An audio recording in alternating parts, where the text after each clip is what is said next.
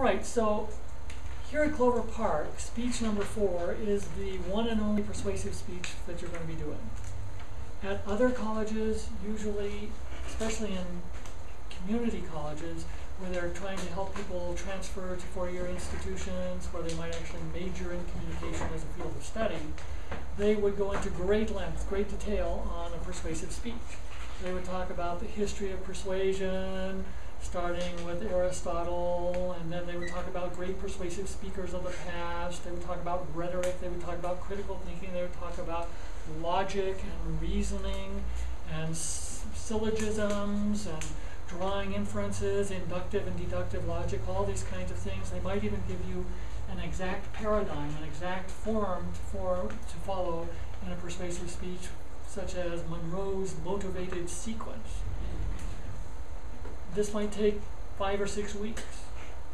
At Highline Community College, for instance, they go through a very rigorous process in which students go online, prepare an outline, they comment on each other's outlines, they revise them, and then finally, at the very culmination of all this, after 4 weeks or so, they actually give their persuasive speeches.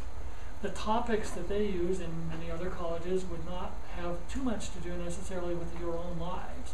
They would be things like political topics, social issues, international things in which lots of people in our society might differ and which are momentous. They would require you to have perhaps 10 or 12 different citations and readings in order to do that. But this is a technical college in which none of you, I suppose, is going to go on to major in communication at Washington State University or the University of Washington or some other place. So my perspective has been, in the past 8 years, that instead of giving you that kind of traditional persuasive speech task, I want you to have the opportunity to practice something that is persuasive, that relates directly to your lives, which is finding a job. That's why we have the "why you should hire me" speech.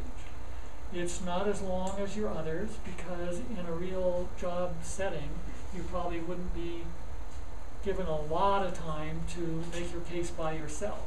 But as you know, in this class, each of you, if we have 4 speakers, will speak for 3 to 5 minutes, saying why you should be hired. After that, those 4 of you will be seated over here.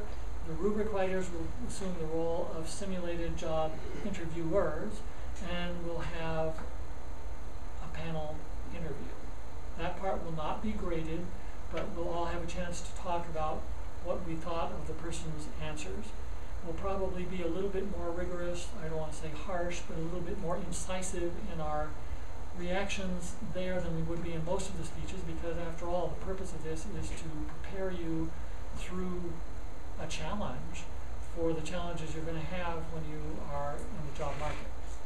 What questions do you have about the format? Okay. Ryan, why don't you go ahead and turn that off for a second?